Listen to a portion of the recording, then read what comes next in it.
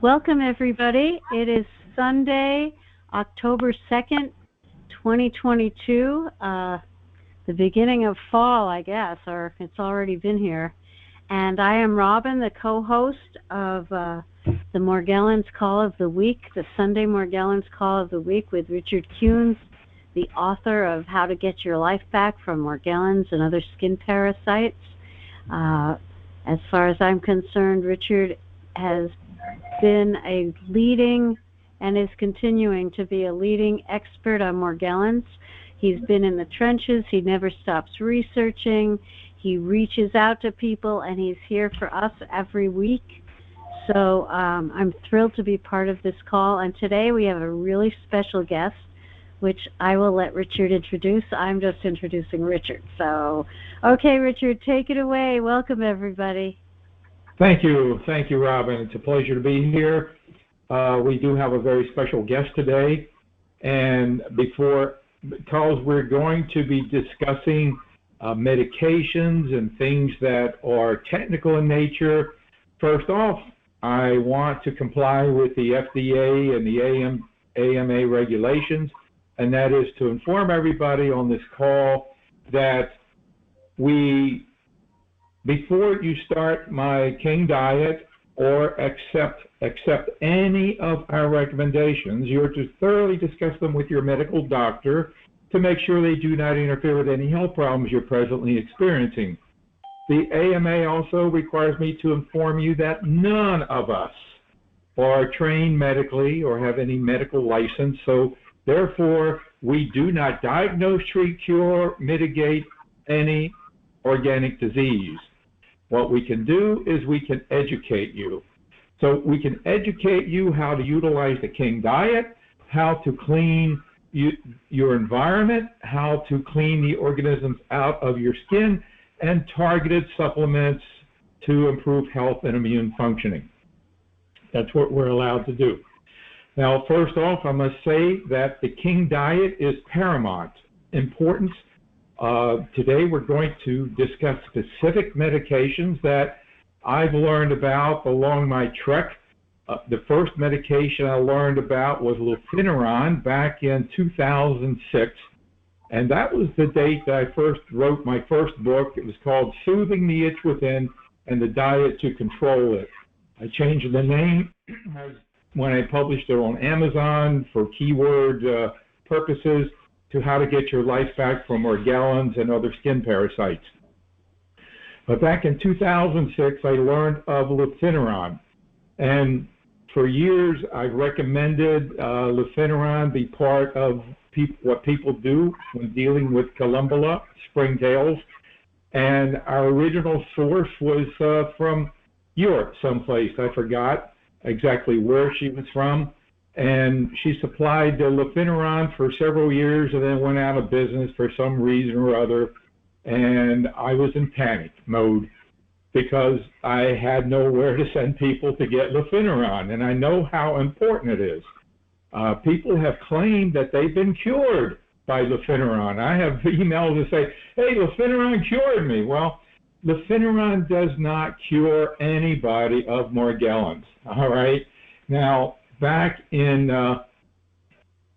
Mother's Day of this year, I did an update about the cofactors involved when we're dealing with Morgellons. And some of those cofactors, those cofactors don't really mean that much until it seems like Morgellons comes along and suddenly they rear their ugly heads and they become very important. So, I mean, there are many people who swear that Morgellons is fungal. Well, I have yet to be proved that I don't believe that because there are people who swear Morgellons is Lyme disease. Well, I don't believe that either. There are people who swear that Morgellons are concrete-eating organisms. Well, I don't believe that either. There are people who swear that in fact, I spoke with a doctor in Europe who swore that Morgellons was helmets. That's kind of nematode. It's a nematode, another word for nematode. I don't believe that either. Yet, people who have Morgellons often have these and they're called cofactors. And you can have these cofactors in your body dormant for years. Lyme disease can be dormant, intestinal parasites, helminths can be dormant, and along comes Morgellons and bang, fungal issues can be dormant. So lefiniran turns out to be a very important aspect of dealing with Morgellons because it deals with cofactors. And I'm fortunate to have happened upon Dr. Luna and his facility in his site that produces or supplies lefiniran and some other medications. And we've been working with them. They've solved a big problem for me because there was no lefiniran for a period of time. And since about 2014, we've been very fortunate that we have someone to send you to get the medications. And today with me, I have Nancy, and she's with Dr. Luna. So Nancy, could you introduce yourself a little, tell us about your association with Dr. Luna, what Dr. Luna does, and how he got involved and how he uses lefiniran and the other medications? I'd be happy to. Thank you. I actually came to this through the back door. I came to the lefiniran for other purposes, and I also found Dr. Luna's site, and he didn't have good contact, okay?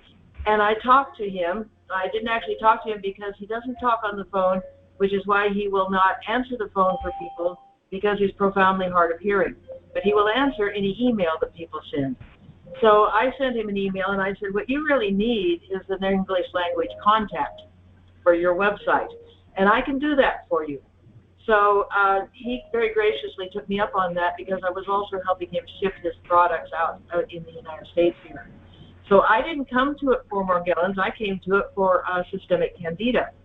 And it very much solved my problem, which, I mean, for whatever it does, it's huge for whatever malady a person has.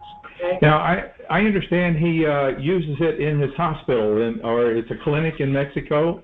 How does he? He has a charity cancer and HIV clinic near Cuernavaca, Mexico. He and two other doctors support this clinic.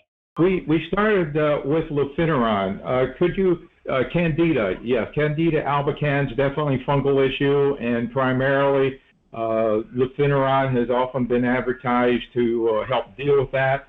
There are different ways of dealing with Candida albicans, and certainly I've gotten criticisms over the years of but it turns out that the criticisms came from people who were using some other technique that was far more expensive, far more involved in dealing with cleansing techniques and things like that. And lefiniran is so easy, so easy. So we use it for, because if you read my book in chapter 3, chapter 4, I think, is an extensive area, about maybe 10 pages about Candida and its complications of 5 stages, and it can end in death. It can be very, very serious. So it can be, and often is, one of those cofactors that we find with Morgellons. And when I look at questionnaires, I ask, how are your eating habits, and what is your weight? And when I see your weight is maybe 20 or 30 pounds over what you should be, and that you're eating junk food, and that you have digestive issues, a real big bell goes off of my head that we've got Candida involved here as well, and lefiniran would be definitely a part of that. But we use it to deal with cofactors, variables, so let's get rid of the variables, and it's beneficial. So you've worked with a lot of people and talked with a lot of people from dealing with Morgellons, and what kind of feedback do you get back from them? And what is the recommended dosage and time of taking it? How do they take it? There's a lot of questions there. Those are excellent questions.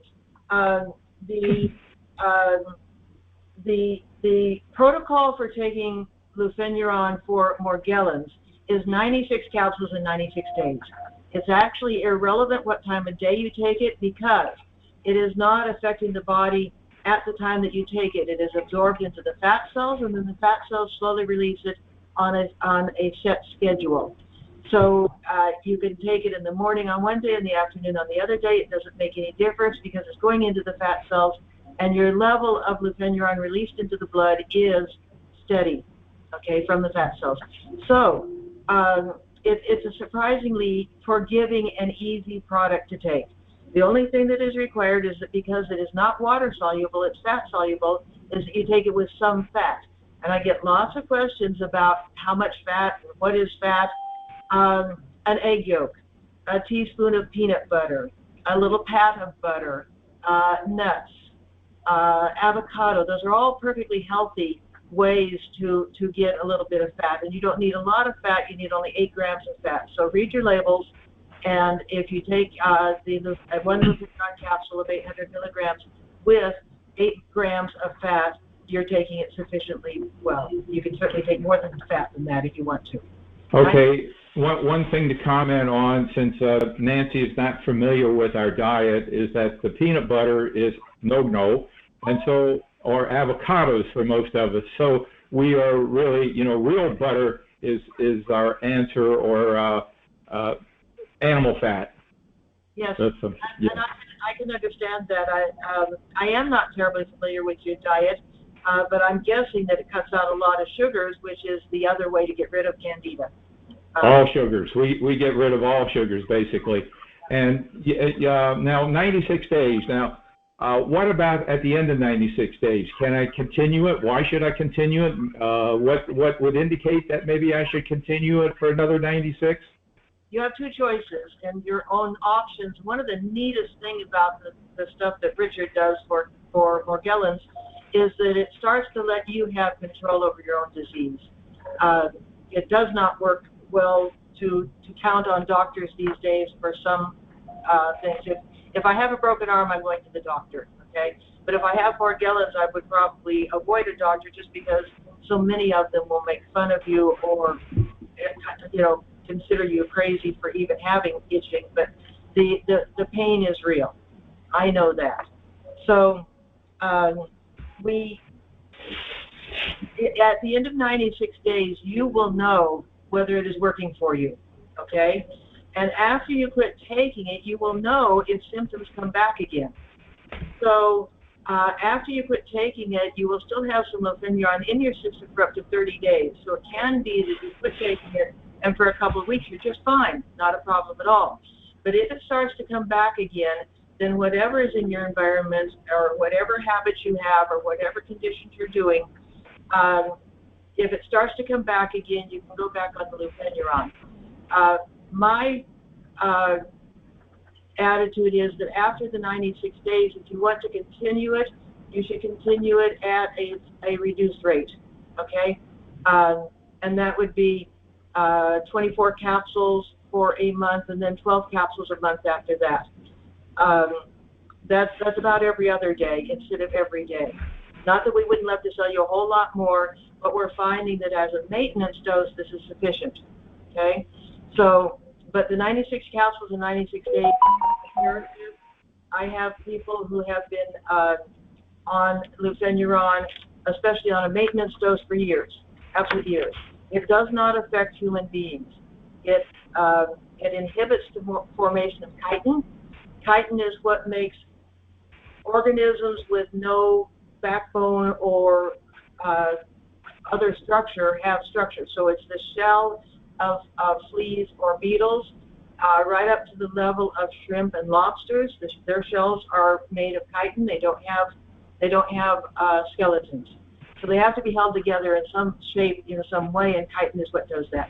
We don't make or use chitin. In fact, we produce an enzyme to break down chitin, which is called chitinase.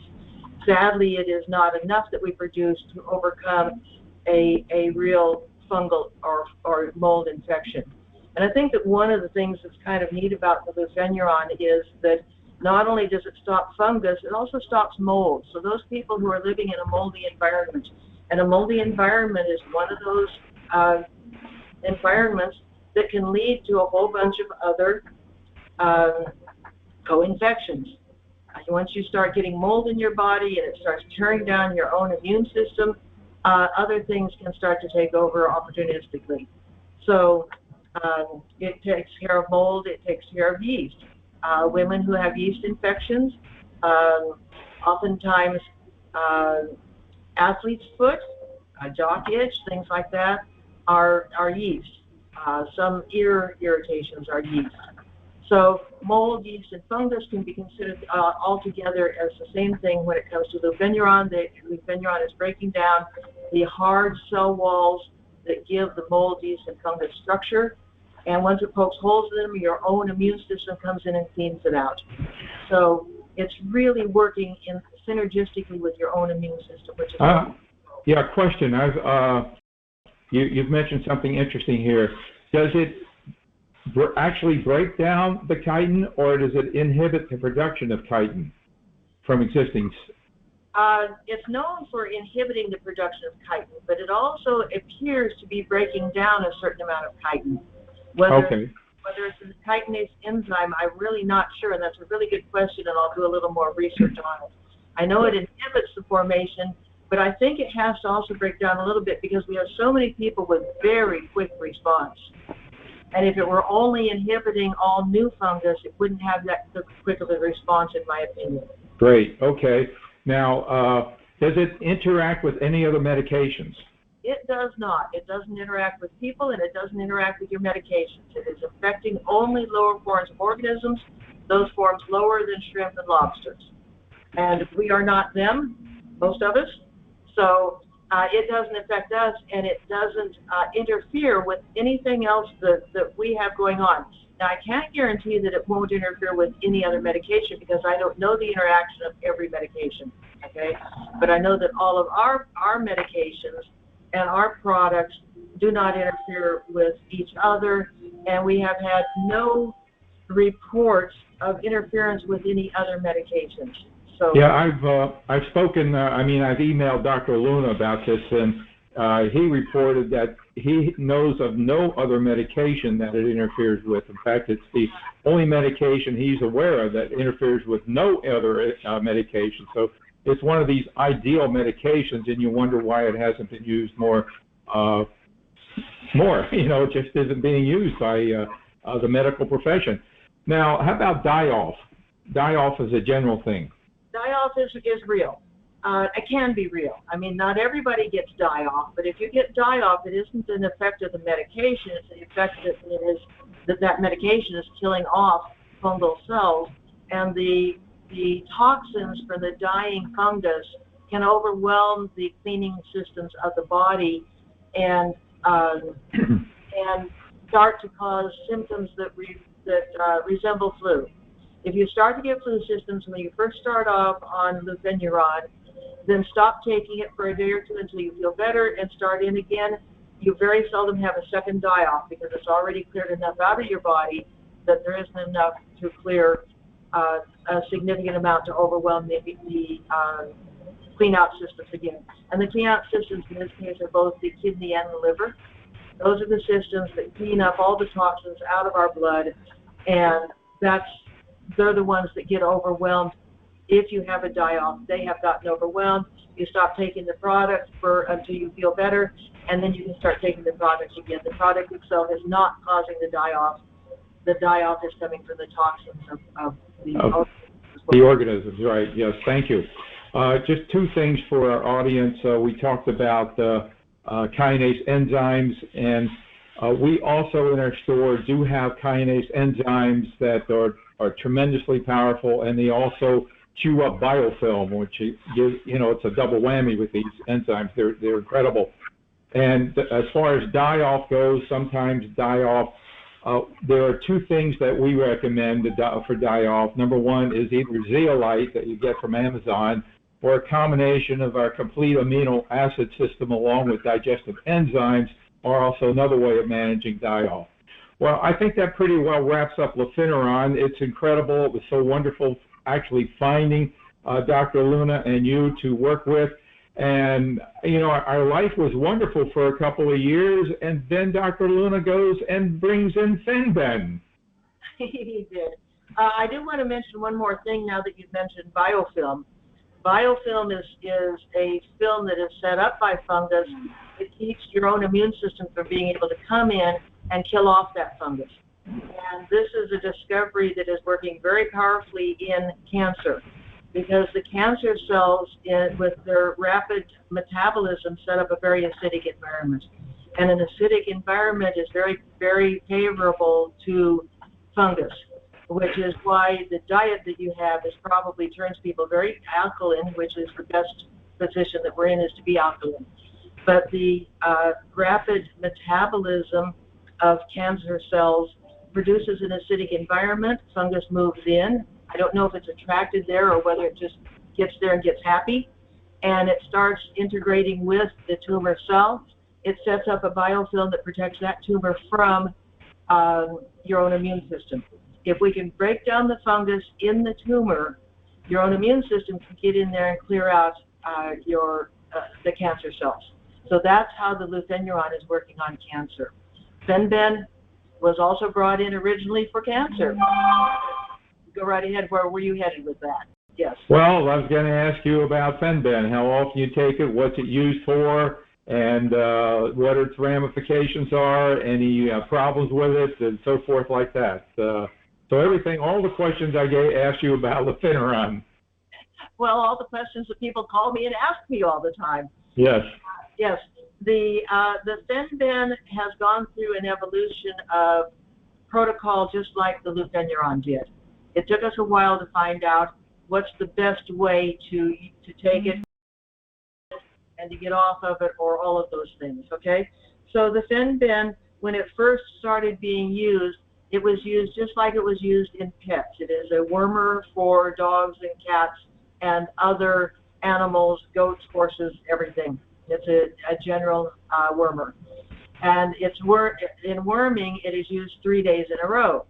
So when it first started being used for cancer and other things in humans, they went with the 3 days on and 4 days off to make a week.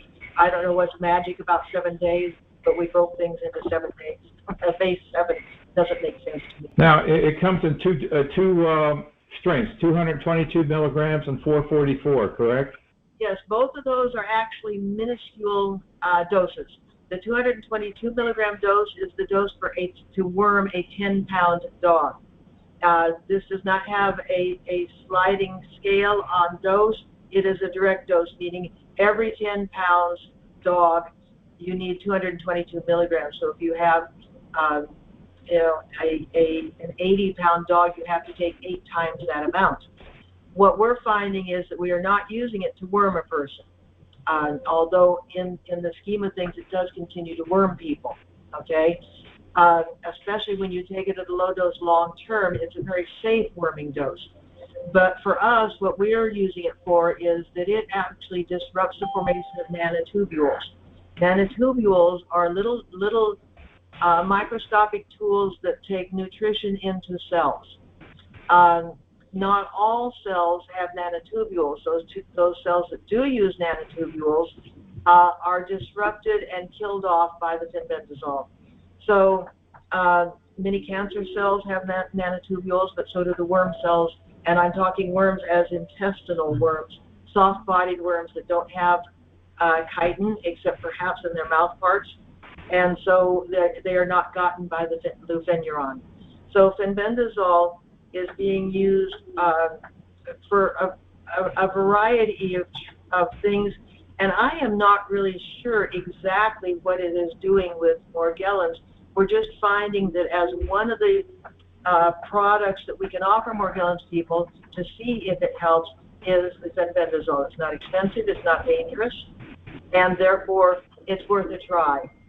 Well, yes, as I noted earlier, everybody has their idea as to what Morgellons is, and the doctor in Europe claimed it was helminths, which would be intestinal parasites, such as nematodes, pinworms, roundworm, flatworms, all kinds of the different worms. And now, with the 222 milligram, would you say do that daily, as opposed to maybe the 444, do that 3 days on and 4 days off, and how long We aren't totally sure on exactly what an appropriate protocol is for it, simply because it's used for a variety of maladies. And we're considered, today we're talking about Morgellons, okay? So for Morgellons, I would say that the 222 every day, if your system is to take certain capsules every day, the 222 milligram is a really easy one to throw in with what you're taking, okay? If you're, for instance, on a maintenance dose of lufenuron and you're taking one every other day, then the 444 milligram one is a good one to put in with that. So you have the option of whatever is easiest for you. One of the things that's really important with Morgellons people is to keep it easy. We don't want something that is difficult to use. In fact, people are almost surprised how easy things are and how unimportant or undramatic it is to be able to take most of our products. They are safe, beyond safe, and they just, they're just really, really nice to be able to have things that aren't as dangerous as most drugs that our doctors prescribe us. Now, yeah, you mentioned, the 222 milligram being like you'd use for a 10-pound dog or cat. We were 150 pounds, Well, exactly, and that's why I say that we are not doing it specifically to worm a person, okay? Because if we were, we would be using 15 of those capsules a day, and I mean that's more than I want to try and swallow. So you don't want to do that. But because we're willing to take things long term, I think it's a real advantage that we can stay so much safer, because the worming dose for a 10-pound dog, taken slowly over a month to get rid of those worms, is superior in my mind. And once again, I'm not a doctor, okay, but I deal with people all day, every day. But it's safer to go ahead and do a slow, long-term worming rather than fast. Now, if in fact the effect that the fenbendazole is having on some piece of Morgellons, and I don't know which one, piece, because we don't know exactly what Morgellons is, because it's probably a whole variety of things, then we are finding that the fenbendazole taken at a low, steady dose is really excellent for many, many people. I get good response. Right. I would never, ever say that fenbendazole has anything to do with Morgellons. I would say it has to do with minimizing the cofactors of these parasitic worms. And I've had people that have reported having these organisms, these worms in their throat, in their neck, in their head, and over the time, fenbendazole seems to be doing the trick, seems to be getting to them as well. That's just from the feedback I get. I would never make a claim, but when somebody says that they have them in their shoulder or they have them in other parts of the body, I always suggest fenbendazole, because I've always gotten good results or heard good things about it from people that work with it. I think one of the other important things is that in addition to Morgellons, many of us have other things. And I live on a farm. We have wormed ourselves once or twice a year for years and years. We've done that. Simply because why would we think that humans wouldn't have worms? But dogs have worms, cats have worms, horses have worms. It's just a fact of life. And I know that as a kid, kids used to be wormed, and of course I remember things like cod liver oil.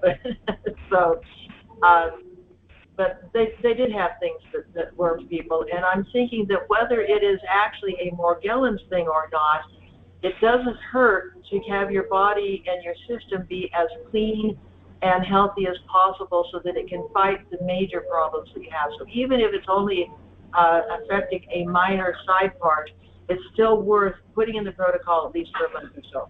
Well, this is very true. You don't have to have Morgellons to want to get dewormed, because it's a big business by itself without people who have Morgellons. You see detoxification kits all over the place. They use wormwood. They use black walnut hull and worming kits like that to get rid of them. So it's not just for Morgellons, but it turns out that these internal parasites, intestinal parasites, worms, can be a huge cofactor and important to deal with if you want to get rid of Morgellons. Now let's put to bed this ivermectin thing, because everybody is searching for ivermectin, and I think you cleared up something here, and I'm just going to just throw this out and see if you agree with it. Ivermectin is the kind of medication that you use to deworm over a very short period of time. It could be over 3 or 4 days. Is that correct? Well, actually, it can deworm in 1 day. One day. Okay. I think that ivermectin is right up there with antibiotics as being a really remarkable drug. So my confusion is why in the heck isn't it as powerful as Fenben that's used over a much longer period of time? Well, in fact, I think that it probably is. And I've talked to a number of people that call on the phone, and if they're interested in simply worming themselves, then the appropriate worming dose is 2 of those capsules for a regular adult human, okay? And that would be a worming dose. I'm not, I think that Fenben and ivermectin overlap a lot. Okay. But it just, because everybody's looking for ivermectin, and I never really recommend it because I have not, over my 20 plus years, I've just not gotten good feedback from people who have used ivermectin as opposed to Fenben. They use it generally short term. Well, I don't know. Maybe they get rid of the worms, but the worms come back, or they get reinfected or something in their environment. I don't know what the problem is, but it just doesn't seem to produce the results from the feedback that I get that Fenben does. So I never recommend it unless you're dealing with strongyloides. And if you're dealing with strongyloides, then that is one of the medications that CDC actually recommends for dealing with strongyloides. Exactly. I think the reason that Dr. Luna went ahead and put the ivermectin on is because so many people were searching for it, and they were searching for it in very dangerous places. And he felt giving people a safe source. Better than Tractor Supply or your local farm equipment place, definitely. Where you buy it. Yeah. They should be able to buy it safely, and they should be able to be secure with the product that they're getting. And because he produces the highest quality product of anybody that I have seen, he felt that it was important that if people are going to buy it anyway, buy the right one. And so that's why it's there. Whether it works well with Morgellons, that's, you would have more. I have not heard a lot of good feedback on the Morgellons front from the ivermectin. I hear a lot of good feedback otherwise. Now, everything is going along well. We have Lefiniron and we have Fenben, and I thought, well, okay, we're really covered. And along comes Dr. Luna with, I've been pronouncing it wrong for years, Nystatin. Would you pronounce it for me? I pronounce it Nystatin. Nystatin. Okay, let me get that in my brain. Nystatin. I think we can do it either way, and we'll both know what we're talking about. Because it's so the well, this medication just seems to knock things out of the ballpark. So it did, and like I said, I was saying, I get credit for this one. What happened was that I live in Texas, and I have dogs, and this is called Capstar for fleas on dogs, okay? But we often have dogs down here that scratch, and my dogs don't have fleas. There are no fleas on my dogs, but I would give them one of these capsules, and they would quit scratching. Well, at the same time, it's kind of like putting together a bicycle. You get the wheel, and you get everything all together, and suddenly it makes sense. So we walk through the brush, and we get what are called chiggers, which are itty-bitty tiny mites that you can't see, but they itch like mad. And it struck me at some point that since the Nystatin or the Capstar was also starting to show effects with mites, and chiggers are a mite, I said, well, I'm going to give this a try. And I took a Nystatin from my dogs, and it worked, okay? Wow. stop the sugars from itching. And as a kid, I mean, we used to paint them with nail polish to supposedly smother them, and I don't know what all we did. I think it was just to keep us from scratching the spot. But that just everything just came together. And I sent information to Dr. Luna on it, and we agreed that we would present it to you. That Morgellons has very often a mite component. Now, not everybody has mites, but those people who have mites are not going to be cured, which is the lufenuron. About 70% of the people. Well, let me clarify that. From the results of the questionnaires I evaluate, I must have collected probably several thousand questionnaires that people complete. And it seems to me that roughly 90% of the people with Morgellons also have mites.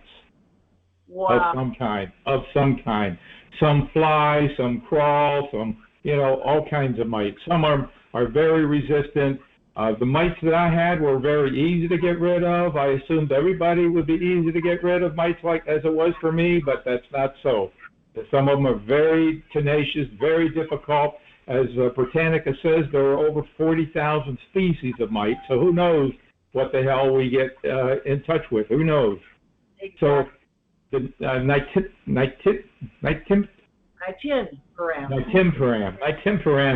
has been, Dr. Luna was gracious. You and Dr. Luna were gracious to give away Nitimperam for about a year, going back to about, I guess, 2018, 2019 or so, and the results were such that you finally introduced it and brought it onto your website. Now, there is also another source of Nitimperam, and you have another company there for explain the difference. Okay, so the interesting thing about that we found was that now that you tell me about your surveys, I understand why we are selling so much of the Nitimperam. So because we do sell a huge amount of it, and you wouldn't sell it if it weren't successful, okay? But one of the downfalls that we find was that when people would stop taking it, their mites would come back again. Well, this is an environmental problem. Of course, we're all taught to clean the environment to try to get rid of mites, or if you're an animal person, get rid of your fleas, clean the environment. Easier said than done, no question about it. But one way to clear the environment is to stop any new ones from laying eggs. If you stop new ones from laying eggs, as the old ones hatch out, there are fewer and fewer and fewer of them until you have gotten rid of them in the environment.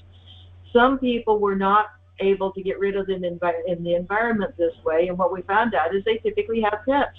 If they have pets, the pets also have those mites, even if they don't show the effects as an itching problem, but they are continuing to have mites get on them, mature, lay eggs, and continue to infest the environment. So what we're working with right now, we've got it started on the website but not finished. I don't have it ready for sale, but the company that Dr. Luna has been working with the most has been Sleep Smart, because they have always carried these animal products. And so we're looking into just being able to directly sell the Nitimperam for dogs and cats to help clear the environment. So your environment is not going to be cleared if you have other mammals in there that are being chewed on, and allowing the juvenile insects to become adults. Now, the composition of that capsule would be different than the composition of the capsule that we're using for humans, right? It is. It's not so much a different product. Obviously, it's a different amount. You can't do the amount that we give for us to a kitten. So you want to be safe with that, and just follow the instructions for the animals themselves. Okay, those animals are this is long-term scientific research on the animals. You've got to trust exactly what they're doing. All right. Now you talked about the environment, and that's something we focus on dramatically. In fact, I have over 50 pages in my book about cleaning the environment from around your toilet to your furniture to your automobile to your air and everything to get them out of the environment, because that is a huge cofactor. And if you're having animals and they have exposure to outside, every time they go out, they're going to go to where they normally go, which is probably infested with these organisms, these mites, and bring them back in. So that becomes a real big problem. So it does, especially things like bird mites. Bird mites are typically, they can pick those up outdoors. Many of the mites live indoors, even in the wintertime. As long as they're in a warm house, they're still going to continue to be a problem. So yeah, you want to keep your dog product separate from your human product. You don't want to. I had a lady, just as an anecdote, who called me, and we recommend one Nystatin capsule, one mite killer capsule a day at the most, usually every 2 or 3 days, because it takes that long for something to mature into an adult stage, and you want to catch them before they start laying eggs. So it turns out that she was taking 9 of these capsules a day, 3 of them 3 times a day. I said, oh my God, just don't do that. And it kind of horrified me at the thought. She never so much as hiccuped, I swear to goodness. And I did talk her down to only taking 3 a day for a while. But it was a real live experiment to see just how safe they are. I was hugely impressed at how safe the Nystatin is. And it is legal for it to be used daily. Don't take 9 a day, folks. Just don't. You don't need to. 1 a day works just fine, and 1 every other or every 3rd day is probably superior to that. It's amazing that you brought that up, because last week's topic was exactly about people jumping the gun and doing things in excess. One lady, sometimes people use pool shock in their bathtub to disinfect. We recommend an ounce, and this lady was using like a cupful and burned her legs to pieces. You know, they see something and they go overboard so easily. Please follow directions. Shop for Morgellons. Go to that site.com. They have the directions. Now, how about using all these medications together? Because I've got intestinal parasites, I've got mites, and I've got fungus. Okay, I do not recommend that you start them all together. Okay, and the reason I don't recommend that is because if you start them staggered, you can get an idea of what is really helping you. You may find that the Lufenuron is really helping you, that maybe the Ivermectin is not doing anything, and the Nystatin is wonderful too. So I really recommend, because of the results that we have gotten, that people start with Lufenuron and Nystatin as a pair. Okay, and then after at least a week, add other things in if you decide you want to, if it hasn't completely done the job. If you start them staggered, you get much better response on what is helping you and what is not helping you.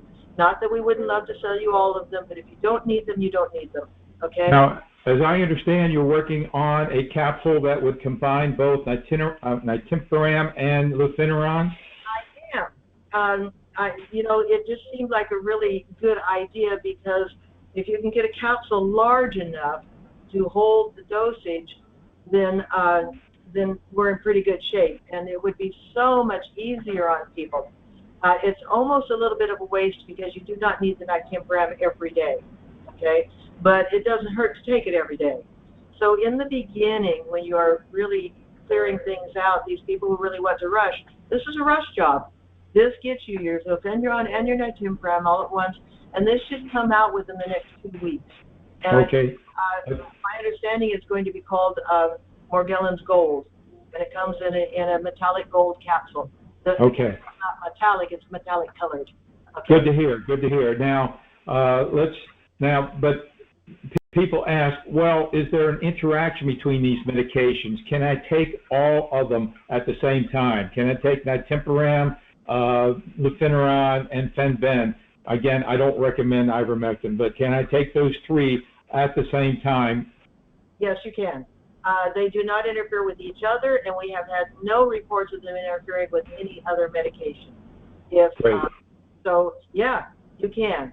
Just don't start them all at once if you want to tease out what's happening to you, because once again, you're not counting on your doctor anymore. You're counting on your own research, your own intelligence, and your own internal feelings. You know what's working and what isn't. You don't but technically, we have to advise everybody that before you start these medications, to discuss them with your doctor, okay? Yes. We have to technically advise you to do that. Whether you do it or not, that's your business. We're not going to climb in that conversation, all right? But that's what we have to advise you to do according to FDA regulations. And I have no problem with that. I think right. We can't because they'll throw us off, they'll okay. Well, I thank you very much. Let's open some people may have wanted to ask some questions. Perhaps there are some people still. So we have anybody that wants to ask any questions? I know you've answered a lot of them already. Anybody on, Chris, that wanted to ask a question of Nancy? Nick, your line is open. Hello, Nick. How you doing? Hi. How you doing? This is Nick. I've been on the Fineron a couple of rounds, 3 month supply each time, and I'm not saying it's cured, but I feel a lot better. I don't have no medication, no none of that kind of stuff. Following the other protocols, but Fineron helped me a great deal. I don't know how to thank you. one of the neat things, Nick, about the Lufenuron is that it can either affect the fungus that is causing trouble with you, or there's some people with Morgellons who have really damaged their skin chemically or mechanically. Even just scratching is really damaging your skin. And fungus is an opportunistic thing that can come in there. So the Lufenuron can get both primary fungus, but also your secondary infection. And sometimes what happens is you get fungus on your skin, and that fungus is not the problem. The fungus becomes the food for other parasites. All right, yeast and fungus would become the food. So by getting rid of that, you can get rid of parasites that the Lufenuron itself doesn't affect, by getting rid of the food source of insects that are a problem. That makes sense? Okay. Yes. It took me about, like I said, 3 months supply, 3 times. I had to order it, and now I'm not going to say it's cured, but I guess it's asleep or dormant or whatever. I don't know, but it helped. Whatever the Lufenuron, I don't know what it is, it helps. Nick has come a long way. He's one of our coaches, in fact, now, and he started the program. How much did you weigh when you started the program, Nick? Oh, I was over 300 pounds. Wow. Easy. And where are you now? I'm down to about 250. 250. Getting there. Well, yeah, he's dropped about 100 pounds. That's amazing. So, and he's gotten his life back, and that's wonderful. We're so grateful to have been of help to you. Okay, thank you, Nick. Anyone else, Chris? Oh, hi, this is Jennifer. Hi. Hi, how you doing? Good.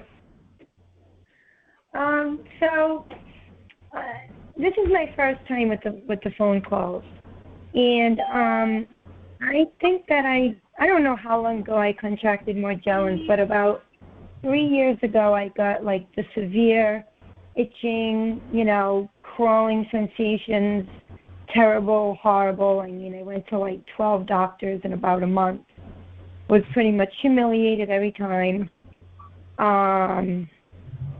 So after about, I don't know, maybe 4 to 6 months, it went away, those sensations. So I thought that the Morgellons went away because I, learned about Morgellons at that time just doing my own research. Well, now, 3 years later, I have all of the symptoms back. Not so much the itching, but extremely painful skin, like all over my body. And I have, other things going on, like, very dry skin on my hands and cuts on my feet. Do you have a question about the medications? Well, yeah, I guess so. So with the fenbendazole, that's what it's called, right? Right. correct. Yeah, thanks for pointing that out. We never mentioned that. Fen-Ben is fenbenzidol. And Dr. Luna indicates that it's the medical equivalent of albendazole, which is what is used with humans, the doctors prescribe. Right. Now, so you guys can only prescribe, sell it in that lower strength? We don't prescribe anything. It's available, and it's recommended. The first thing for you to do, since you're very brand new, is to read the book and get the diet started, because without that diet, I can't say that any of this stuff would make a difference in your life or would work. So that's the first thing to do, is get the diet going and read the book. But I also see a lot of stuff in the food that I never saw before, like long stringy looking things and... Yeah, that's something we're going to go along with the environment. So chapter 3 is about the environment and cleaning the environment and seeing how that food's getting contaminated and dealing with that. Those are all issues. After you read the book, you want to complete the questionnaire. There's a questionnaire I talked about a little bit earlier. About 90% of the people who complete it have skin mites of some sort. 90% of the people who complete it also have fungal issues. So all these issues are dealt with in the protocol. And so after you complete the questionnaire and send that in to me, I evaluate it. It takes me about a half hour of my time, which I do not charge you for. I evaluate it and send you a protocol. Okay. All right, great. So okay. I get that to me from the book. You can return the email to me and ask for the questionnaire. The first email you received from me had a link to a page where you got the book. On that same page is also the questionnaire. But all you have to do, anybody can just send me an email from any email that you receive from me about this meeting or anything, and it comes directly to my inbox and ask me what you want. Okay, great. Okay. Thank you so much. I want to welcome you, Jennifer, to the program. Keep coming back. We're here to support you. We get success. I guarantee you. We get more success than any other approach out there that I know of. Well, I need it because my life has been turned upside down. Yeah, it's your turn to take care of yourself, and most of us, with our maladies, we've had to go out and do huge research, not even knowing where to start. Richard's done that research for us. He hands it to us already done, okay? And the time saved of you not having to hunt down what is causing your trouble is just huge. It's worth reading the book, and it's worth following his instructions and learning along the way. It is. Now, let me add to that. The book, How to Get Your Life Back from Morgellons and Other Skin Parasites. Robin mentioned earlier, each of you are my research team. So if any one of you had 5,000 people on your mailing list that provide you information, you could write an amazing book, which is what I did. The number for the conference call? So thank you. Okay, anyone else would like to ask a question of You don't need an access. Nancy while she's here? You have a different number. Chris Hello? is talking to somebody. Yeah, Chris is talking to somebody. Chris, we can hear you. Anyone else? Chris? Robin, you've used Nitinoram. I'm going to get it.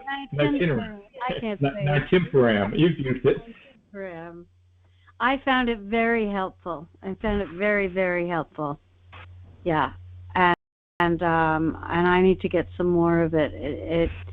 When I first started using it, I was just using it, and I actually talked to Nancy. I called because I was using it as it was suggested, and it wasn't doing anything, and I went to using it every day, and it made a big difference.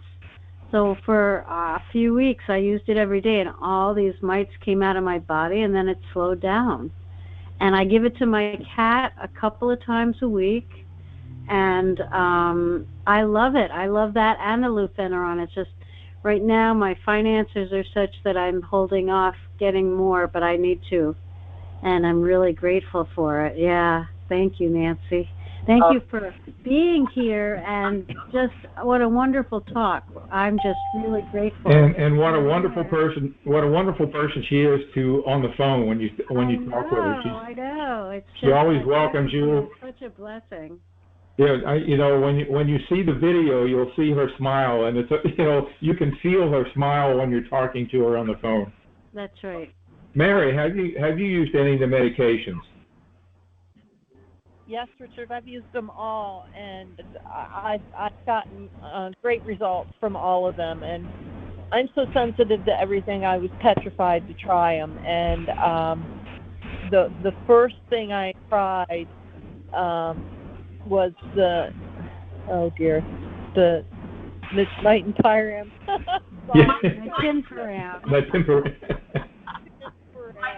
It's going to take me a while to relearn that. Yeah, I know. It's the other way in my head. and then I think I started with the Fenben, and the first one stopped a lot of the biting, and the second one stopped the brain fog. I mean, as soon as I took it, I started being able to think again. It was absolutely amazing. And I've dealt with Nancy over the phone. Nancy, I'm the one who lost the package in my garden.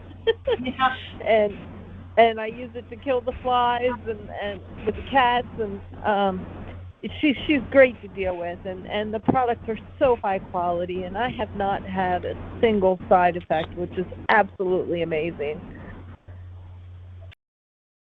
So great, thank you so much. So again, let me reiterate, these medications do not replace the diet. They do not just use these medications thinking they're going to make your life better as far as Morgellons goes. Do not. The diet is super important. The diet makes a difference. And then these medications wipe out all these cofactors, help speed up the wiping out all these cofactors that have been standing in the way. Remember, Morgellons is like the king. There's some background noise. Somebody do a *6, please. Remember, Morgellons is like the king on a chessboard. He is the most important piece, but not the most powerful. The queen, the bishops, the knights, the rooks, the pawns, they're the intestinal parasites. They're the fungal issues. They are all these other issues that become so powerful and support him. When you wipe them out, the king falls. As simple as that. So thank you so much, Nancy. Thank you for being here. Look forward to having you come back. I have two little small things if we have time. Is there still time? Yes. Okay. One of them is that I have a son who's a juvenile diabetic, and he was diagnosed when he was 13. And when he got diagnosed with juvenile diabetes, we threw out the sugar in the house. Man, my family became so much healthier. Honest to goodness, I mean, it was the best thing to happen to us. Not that juvenile diabetes is the best, but the effects that it had on the family were huge. So don't think you're suffering just because you have to get rid of the sugar. Just get rid of the sugar and you won't suffer any longer, okay? Nancy, what a great comment, because, you know, time and time again, we have so many people who have gotten their lives back. And just about everyone, when they testify, when they give a testimonial, they will tell us that they are now healthier than they were when they were first contracted the organisms. That's the idea, get healthy, yes. Right. The diet is healthier. There's no sugar. In fact, we talk about minimizing stress or dealing with stressful situations, because when we're under stress, our body creates hormones like cortisol, and then blood sugar rises because of it, and that feeds the parasites. So we are really out against sugar. Exactly. The second one that I wanted to mention is that if a person has a chronic fungal a chronic sinus infection or a chronic bladder infection. Now, just a simple one can be bacterial, okay? And they do prescribe antibiotics for that. But if it's chronic because the doctor continues to prescribe antibiotics for it and it's not getting it. Those chronic sinus infections and bladder infections are fungal in origin. So the Feneuron is going to help with that. And this is a side effect that most people won't notice if it hasn't been mentioned. But if you tend to have chronic sinus and bladder infections, you do have a fungal problem. Okay, that's one of the clues that you're going to find. So. Great, thank you. Thank you so much. Thank you for being here. Yes, Chris. Andrea has got a question. Andrea, hi. Hi, good afternoon. Just a quick question. I'm on low dose fenbendazole, and also lufanuron, but I might suffered also from strongyloitis, so I was thinking to add ivermectin to it. So my question is, in which regime I can add ivermectin to low dose fenben protocol? The ivermectin, if you're going to be treating for strongyloids, you can do it if you weigh less than 200 pounds. You can do it with 2 capsules in one day. That's 24 milligrams instead of 12 milligrams. And that will actually worm you. It is nearly 100% effective on treating that sort of worm. It doesn't get tapeworms, for instance, but let's get that sort of worm. And so you don't have to buy a large amount of it, buy the minimum amount, and take 2 capsules in one day. It can be repeated again in a month if you want to. You usually shouldn't have to. If you continue to have the problem, that wasn't the problem. Okay? Yes, thank you. So basically, one dose per month, right? Okay. Yes, and let me again point out, FDA regulations require us to tell you that before you do this, that you discuss it with your medical practitioner to make sure it's not going to interfere with any health problem. I just want to be on board with the FDA, okay? Yes, yeah, of course. Thank you. I'm just seeking for information. So yes. Thank you so much. Thank you. Okay, thank you. Good to hear from you again. I okay. have a question about yes. the fenben. So will that work with liver flukes? And if it does, what's the dosage and how long? How about I do some research on that and get back to you on it? Yeah, I don't think fenben. Yeah, I don't think fenben would do the liver fluke. Something does. I know. Yeah, I'd have to look. I'm pretty sure I swam in a lake that had sewage dumped in it by mistake, and I think I have liver flukes. Well, then we should look into that and see if there's something that can be used. Yeah, I think we have to look into that. It may be in one of my updates as well. I have to look back. You know, there's so much information in my book that I forget it all. You know, it's a research project, and like I said, I have 5,000 researchers, and I can't remember everything that's in there, but it's probably in the book. Okay. Anyone else, Chris? Have you found an association with regions or areas of the country, you know, mostly in the United States, of infestation? I mean, our sales are all over the world, which means that Morgellons is all over the world, which leads me again to think that it is a variety of problems, okay? Or at least a variety of co-infections. Have you seen a clustering or something like that? But Robin has. Yeah, Robin. I would like to say, well, the Morgellons that I have is definitely tied to mites and ticks, and I think it's tied to climate change, because 10 years ago there were no mites in the Berkshire Mountains. There were very few ticks because they were spraying. No one even knew what a springtail was. And now, 5 years ago, they were here and no exterminator knew how to deal with them. Now, in 2022, exterminators know what they are, kind of know how to deal with them, mostly refuse to because they're so hard to get rid of. So I see a definite move relating to climate change, and the insects have moved north because of it getting warmer here and too hot in the south, or much hotter. So I'm sure that's happening on a worldwide basis, because climate change implies the world. It is real. Yeah. Yeah, from the questionnaires I get, they seem to be coming mostly from Texas, California, and Florida. I mean, occasionally we get somebody from Montana, occasionally we get from someone from Indiana, occasionally New England states we get people, Connecticut, Delaware, rarely. Most of them are coming from the, and people say there's a lot of chemtrails in the California area. I don't know.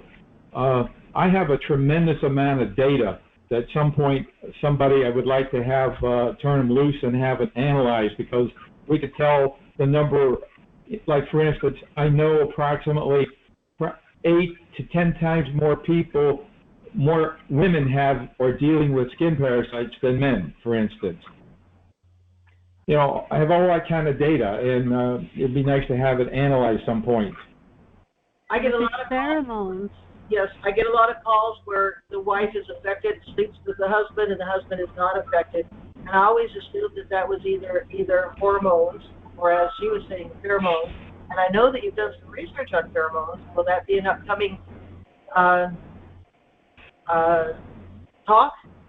Well, I have Mary to thank for that, because I've suspected that there was a relationship between pheromones and one's lack of susceptibility to these organisms, but I didn't know where to go or where to look into it, and Mary found a place that produces pheromones, and we've been getting them and getting great results. So Mary is really the expert on the pheromones. She knows a lot more about it than I do. Like I said, my book is comprised of all the things I learned from my 5,000 researchers. Okay. Thank you. So thank you. And I want to thank you very much, Nancy. Wonderful meeting you face to face. And yes. I have a couple more people. Oh, okay. Anna. Anna. Hi, Anna. Hi. Thank you, as always, for being such a lifeline for all of us here. And thank you so much, Nancy, as a dear, and the products are wonderful. I have a question about liver enzyme, testing. Being on, lefiniran, nitropyran, and I have the Ivermectin I have to start taking. I'm going to talk to Nancy directly too. I have some more questions, but how often do you think it's wise to have liver enzymes done? Dr. Luna is the one who would have the information on that, but his indication is that none of the products that we are offering affect the liver directly. Now, admittedly, if fungus dies off quickly, the liver has to help clean it out, and that is a stress on the liver. But we haven't found a direct link. Now, on the other hand, if you go to a doctor, instead of lefiniran, which does not affect us in any way, the two things that would be prescribed would be Nystatin, which does not do the job. It works on only your Candida albicans in the digestive system. It doesn't do system-wide. And Diflucan. Diflucan starts with di. No, Diflucan is for amoebas. I'll have to think. The name is slipping from me right now, but that prescription product does have organ damage with long-term use. And because those of us with Morgellons do have long-term use, it takes a while to get over all of the co-infections and squeeze everything out and get rid of it. Using the ones that have potential organ damage with long-term use is not a good idea. Short-term use doesn't make much difference. Diflucan is used for yeast infections. Okay, well, it's for system-wide. The Nystatin is for only the digestive system, which is not of use to us. But I have had people talk to me whose doctors have prescribed the Nystatin or Diflucan. Nystatin, I say, isn't going to do you any good at all. And the Diflucan is fine on short-term, don't use it long-term. It's the typical medical opinion on it. So if you have to use something like that long-term, then yeah, start checking your liver. But once again, as Richard says, ask your doctor. They'll know what needs testing. Right. Always refer to your doctor. So I hear you saying that lefiniran would not, or nitropyran would not have an effect in your experience, right? because I'm having a hard time hearing. I apologize. My hearing is not great. And I was just talking over you, and I apologize for that. No worries. No, I appreciate everything, Nancy. You're very special. Anyway, so most folks that are taking the Lufeneron, every other day after the 96 days, and in the nitropyron, because I've been taking the nitropyron very rarely because I've had some die-off from it. And is that unusual? I had some vomiting spells. So I'm fine with the Lufeneron, but the nitropyron, I don't know if it vomiting was isn't that. die-off. It's more like a Herxheimer reaction. So I don't know if it was, could have been my environment or food or whatever. I don't know, maybe unrelated. Do you have any thoughts on that, Nancy? The research in animals shows that there is a very, very rare possibility of some digestive upsets with the Nitimbaram, not with the Lufeneron. So I wouldn't be surprised. I guess you are pretty sensitive to it. But typically, once you have had a die-off, it's killed off enough of the problem that you don't have a second die-off. Okay. So I understand what you're saying. You're not treating the same over infestation. So, but the neat thing is that you're the one who knows your body. Okay. Right. Everybody's different too. You have to be right in tune, and there's many issues sometimes that in my environment, with the molds, and it can get complicated. But again, this is such a wonderful support, and I am grateful. And I appreciate everything you all do. Thank you. Thank you. Okay, and if you are concerned about die-off and you're starting, there are many things that we have that can contribute to die-off. Max 1, boosting glutathione. It's a detoxifier. It's free radical killer. It can produce die-off. Garcillin, allicin, it's a natural antibiotic. It can produce die-off. Any of these medications can produce die-off. So if you have any concern, the safe thing to do and the healthy thing to do is to use our digestive enzymes, which are not going to hurt, but definitely going to make you healthier. I can't believe how many people pop in antacids because they have upset stomachs rather than going and using something like digestive enzymes to help digest the food than have to deal with antacids. So digestive enzymes and the complete amino acid formula, if you have any concern about die-off being possible, include those in your shopping list. Or get zeolite. Zeolite also helps deal with die-off. So that is the safe way to go. Zeolite absorbs the toxins. It really does that, and activated charcoal as well. So right.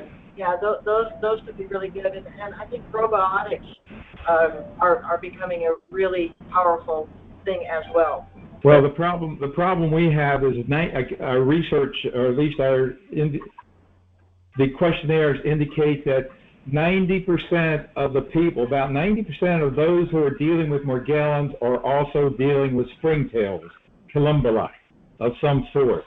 And the problem with probiotics is that they feed columbula. They become more active. So like wormwood, black walnut hull, fruits, even fatty vegetables like corn, feed these organisms. So the diet is very precise. And instead we go with prebiotics, cocoa and not asparagus, but raw onions and leeks and things like that to build up our probiotics naturally. That's perfect. The amino acids that you're talking about, there are a number of amino acids, but there are some amino acids that are essential amino acids. And essential simply means that we don't make them ourselves. If we make them ourselves, we don't need to take them separately. But there are a number of them that are essential, and they have to come from your food or from your supplements. So the amino acids that you're offering, I think, are probably a really important thing. Once again, the whole idea is to get healthy while we're doing this. If we can get healthy at the same time, we'll be able to fight it off naturally in the future. and be able to fight it off more easily today. Right. So get healthy. That's where we're headed. Right. Thank you. Any other people? Chris, anyone else? So, first question that I have for Nancy is, I started taking the Lefenuron. I did half the dose, but I paid for like the half dose, and then I didn't get the second dose. That was like maybe 2 months ago. Do I need to like start over, or can I just like pick back up? Because I definitely noticed a difference not being on it. Yeah, for those people that are on a real strict financial strain, I do recommend sometimes if you go ahead and get half of it and then order the other half in the following month, because you need to get started on it, and if that's what it takes, that's what it takes. If you have been off of it a couple of months, you have to start over again. If you've been off of it less than a month, you're okay, because it will continue to release from the fat cells for up to a month after you quit taking it. Okay? So if you find that you're getting toward the end of your dose and it's going to be a week before your stuff gets there, spread out the last 2 or 3 capsules every other day, for instance, to be able to just keep the supply in your fat cells, so that you can buy that time. But if it's been 2 months, I would start over. If it's been less than a month. Okay. Okay, great. And so my second question was, you mentioned something, or I don't know if it was you or Richard, mentioned something about if you have like in your shoulder. I can't remember what medication you were talking about would be good for that, but I have like from my neck, like the top of my scalp down to my back, it seems to be like the place that it's really, really affecting. What is it? What are you feeling, or how? Describe to me what's going on. Just the I have a lesion that just it will pop up. The lesions. Yeah. Okay. Well, the first thing is, have you made the diet work? No. That's the first thing. I know. I mean, I'm not terrible. I'm a lot better than I was, but I don't eat a lot. So, I don't eat a lot, and I still have, some struggles with sugar, but I'm much better overall, and I'm feeling a lot better overall. So it's working. Well, that's good. But remember, one little tic tac, and you're off the diet. It's that sensitive. I'm not on the diet. So, that's the first thing. Really, I'm stupid, because if you're not on the diet, I don't know any answers. The first key is make the diet work, and the diet will work for you. It really will. And so that we can deal with all these issues. But in fact, the Lefenuron, all the stuff that you might be taking, you're not getting the full result, the full benefit, if the diet is kind of wishy. I hate to say that, but that's my opinion. Yeah. So, the other thing is, if you put in a concerted effort to make that diet work, it's not forever. You make that diet work, and you can move to stage 2 within 10 days or so. It's that fast. But if you mess up every day or every 2 or 3 days, you're going to be on it forever and never get there. It was my daughter's 3rd birthday yesterday. We had some cake. I understand. I've been there. We've all been there, and it's rough.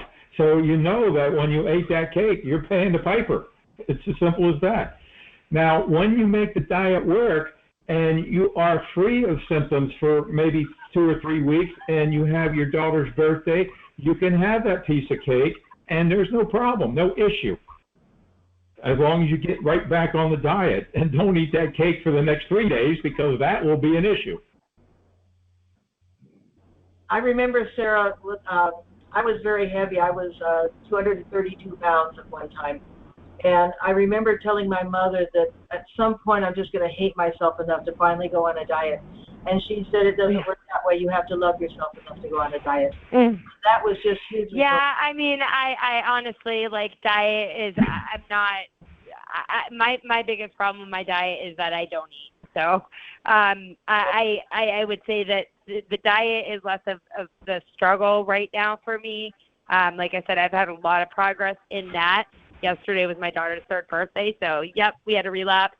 But overall, I'm still struggling. I mean, I still have lesions that, they're much better.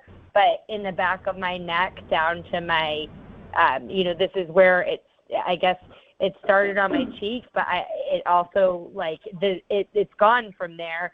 It's still in the back of my neck down to my shoulder, like my yeah. Right. And it's just, so I don't know.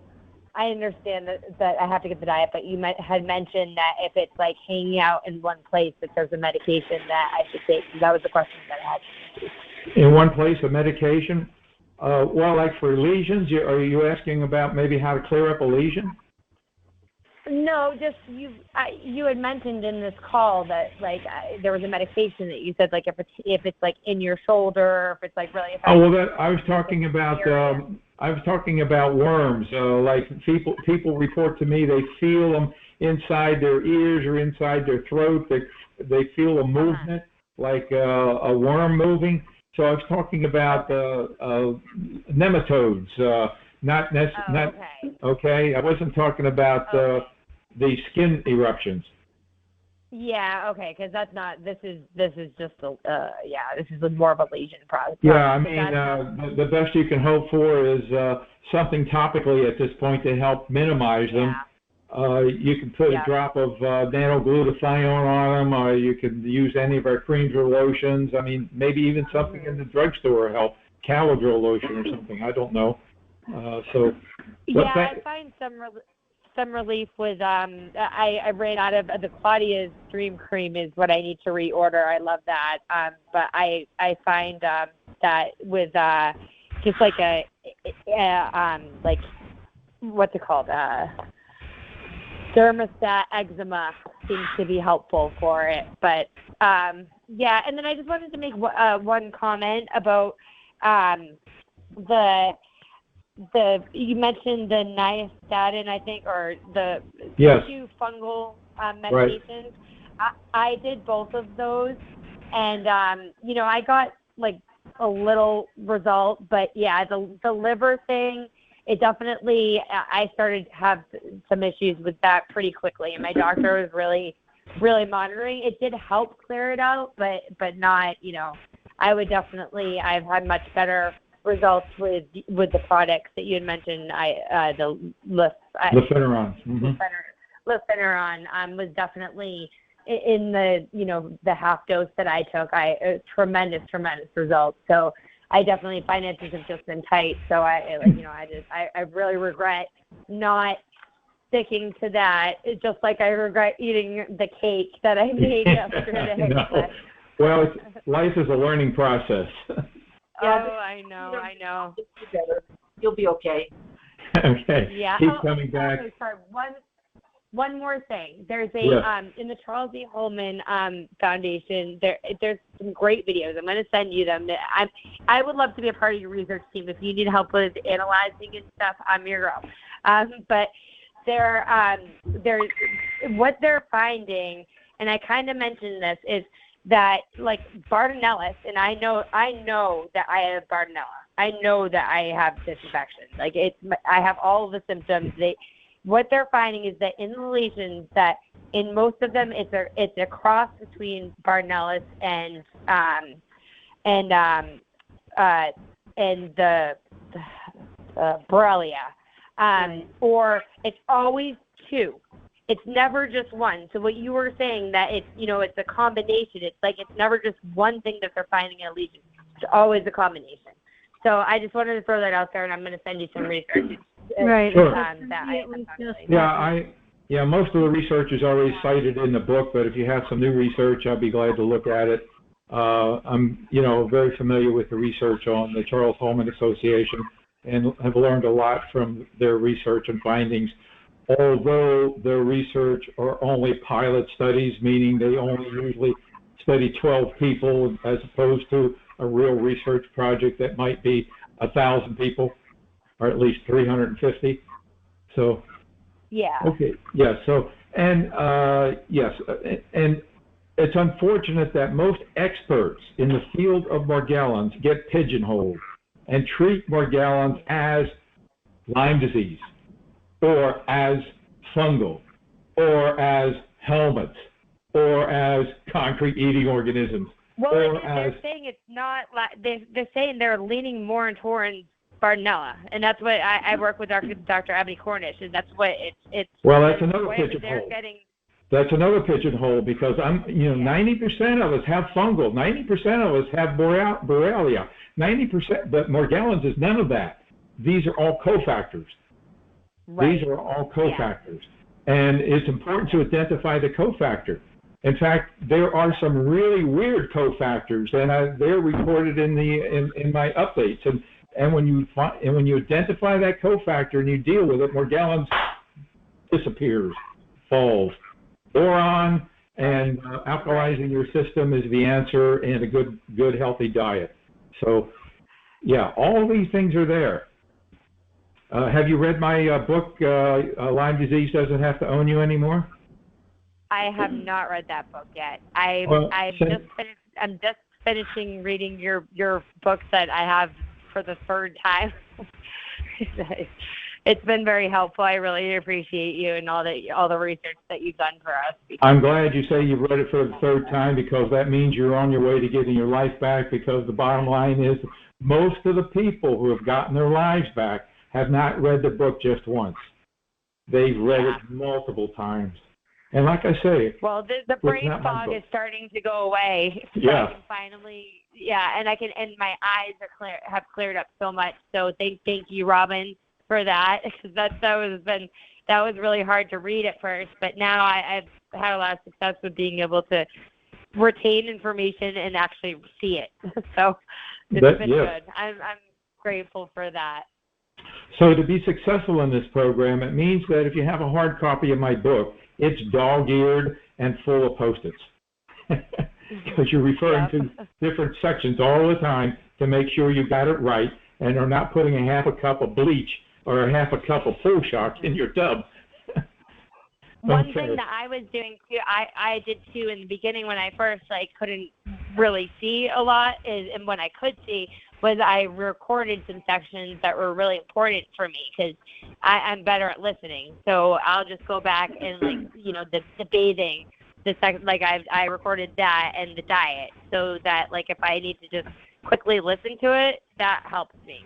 So I don't know if that might help. Oh yes, in fact, if anybody wants the book in audio form, I can send you an app that you can download the book and listen to it in audio form. It'll be in the new version, but it's not in the version that's presently out there. But there is an app that you can do that with. That's amazing. Thank you so much, Richard. Great, and yes, keep in touch with me. I'd love somebody to help do some analysis on our statistics that we have. We have a lot of statistics. Thank you so much. Great. Speaking of which, last week we had somebody share, and I forgot the lady's name. I think she was from New Jersey. I don't know if she's on the call now, but she shared that her legs were like twice the size of, or three times, and she had used this particular medication, or it was a gel, I think it was, that she applied for some kind of bacteria.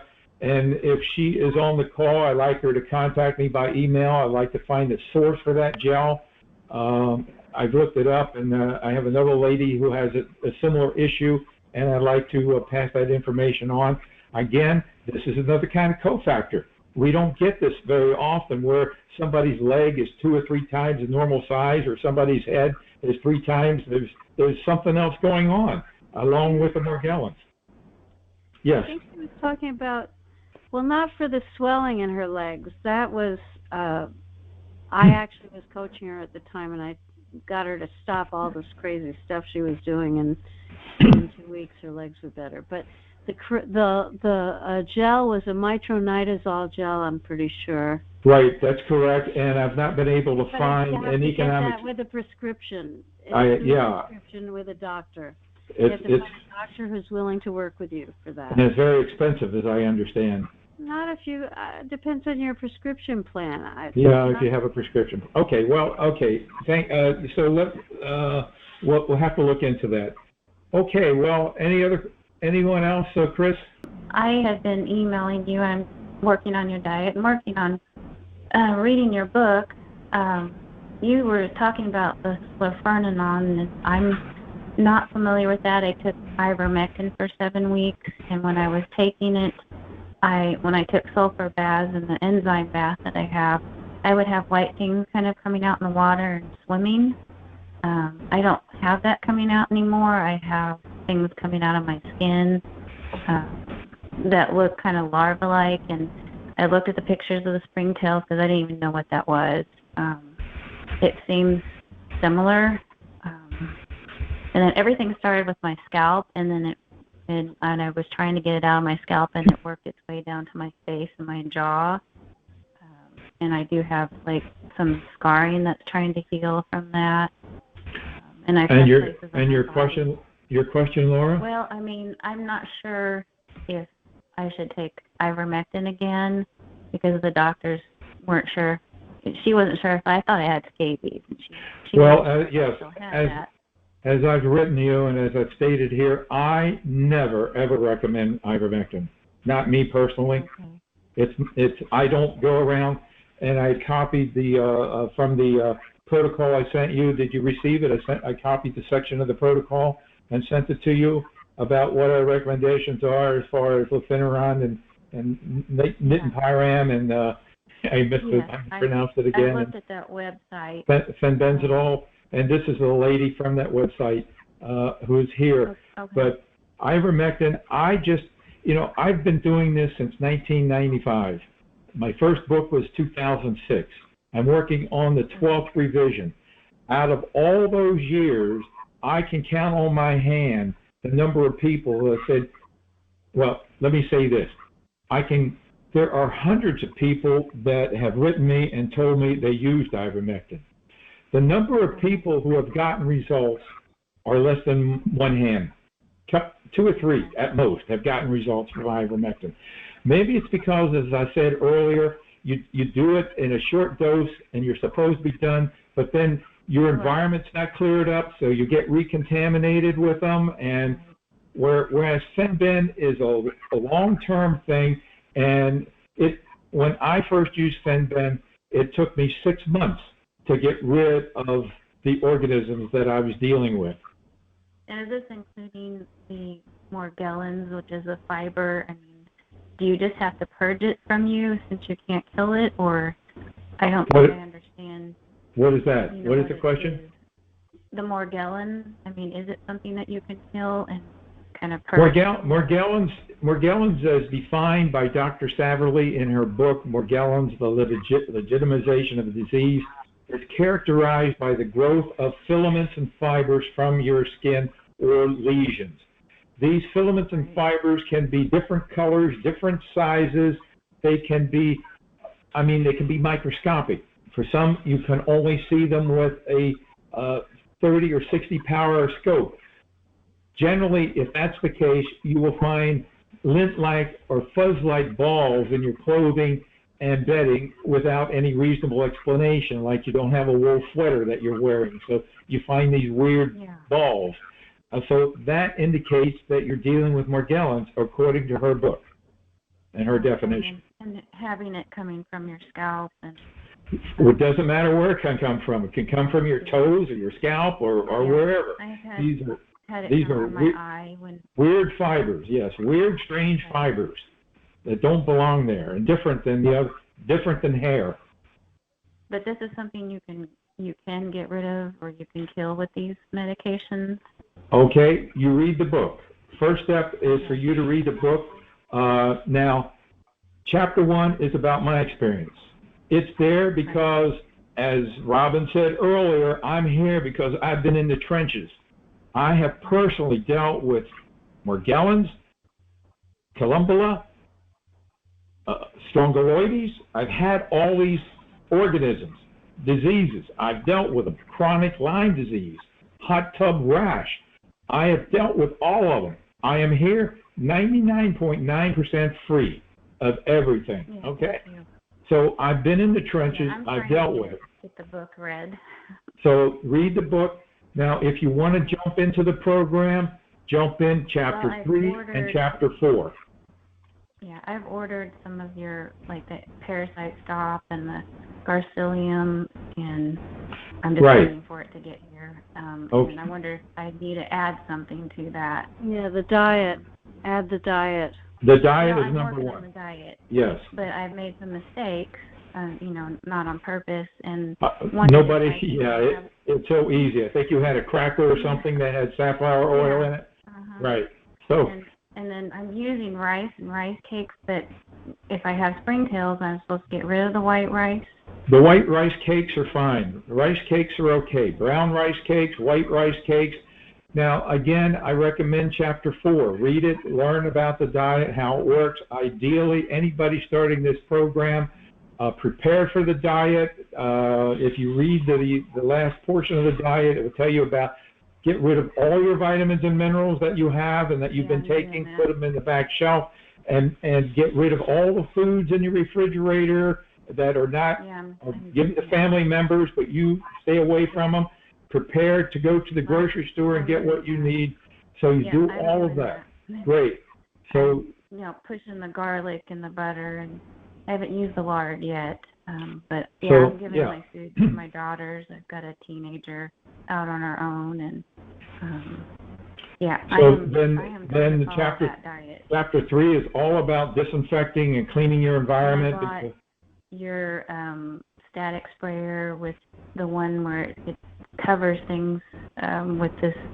The electrostatic sprayer, sure, absolutely, yes. Yeah, I'm trying that, and I'm using the ammonia because I thought Lysol was good, and I thought alcohol was good, and It's good at making them nasty. Now, do not use ammonia in the electrostatic sprayer. Oh no. And I do have an enzyme that I've used, and I have a red cedar oil spray that I use, and I have. Now, avoid oils in the electrostatic sprayer because oils will disintegrate the Yeah, I was marshers. actually going to use your products, but I just didn't know which one to start with, so I picked the one that sticks to your clothes that you can put in your laundry, and because I'm concerned. That's the Surface Guard 90. Yes, that's the one. Surface Guard 90 is good for fungus, bacteria, and viruses. Whether it's going to really be good for parasites, I don't know, because it was produced and used when we had the pandemic. That's what it was used for. Now, see, the organisms might be too large to be affected by it. I see. Okay. Okay, so you'd want to use the clean them up zyme is great. That would be good. Okay. And then thank you. Okay. Yes. Well, I'm using an enzyme bath, and our enzyme bath okay, and I'm putting clove and neem and coconut and olive oil on my skin, and that's what seems to make the critters come out. Yeah, and any of the Nature's Gift or Dream Cream or any of our creams and lotions will do it. The essential oils are great, but you don't want to use them straight because you can burn your skin. Yeah, that's why I put it in the coconut and the olive oil. Yeah. I wondered if the coconut and olive oil are okay to use as carrier oils on your skin. Yeah, very economic and already made for you is our Nature's Gift skin lotion. Nature's Gift skin lotion. Very economical, easy to use, already has the peppermint in it, and the carrier oils, coconut and shea butter. And shouldn't you use clove to kill things? Well, clove oil is good. In fact, I think it's in our mouthwash. It kills mites. It's great. It's great to use clove oil. Sure. Would it kill the springtails and the Morgellons? Yeah. Well, it will. It definitely will clean them out and destroy them. Sure. Okay. Just know that whatever you're doing is going to take months. It doesn't. Well, I've already been working on it since June, And I Yeah, figured but that you haven't out. gotten the diet quite right, and you haven't. No. Everything takes time. Everything takes time. There's no. Once you make the diet kick in, it's like miraculous. You know you're on your way. Well, it's already helping some, but I've made mistakes, and I'm learning. Yeah. Right. I mean, typical but I'm mistakes gonna people stick with say. it. People say, "Well, I'm on the diet, but I'm having problems, and I've been using stevia, and this is what the stevia has in it. It's got sugar in it, Yeah. and it's got I've got the caffeine." wrong stevia Yeah. with the alcohol. Yeah, I Right. know. So and, I'm you waiting know, for your stevia to come. now, there is alcohol with stevia, and there is research that says the stevia with the alcohol base is effective against Lyme disease. There's actual research that indicates that. So, but that's got to be stage 2 for you. Okay. Yeah, But, I'm waiting for your powder to come, and I'm switching over to your powder. Just make sure he has the 3 pure kinds of stevia. stevias. You want to get the one that has nothing else in it. Yeah, sweet leaf Well, stevia. I ordered one from you. Right. I ordered it from your site. So Sweet leaf. I'm just waiting. 3 different kinds at his Yeah. site. Okay, great. Well, thank you. So Keep those coming are back. all good, right? All your Oh. stevia products are good. Only the one for stage 1, and that would be the Oh. sweet leaf stevia. Okay. All of them say stage 2, or if they're not good, they say stage 2 only. Like the one in alcohol is only for stage 2 of the diet. All right. And how long would the products take to get here? 5 to 7 days, or? I don't know where you live. Well, I'm in Missouri. Probably 2 or 3 days. Okay. Okay. All right. Well, Thank I you, will Laura. keep working on that and keep in touch. And I appreciate what you're Keep doing. coming back, Miss Missouri. Thank you. Okay. And I do want to say that I try to answer the phone all daylight hours if I can, but don't call me for recommendations on treating Morgellons. I defer to Richard at all times. If you have specific questions about our products, I'll answer those. Okay? But don't ask me how to. Don't try and make me your doctor on how to treat your Morgellons. Okay? Great. And don't make me your doctor either, because I'm not. But I've got a lot of experience in the trenches. Okay. Thank you so much, Nancy. Very much. Thank you. Can't thank you enough. Bye-bye. Bye-bye.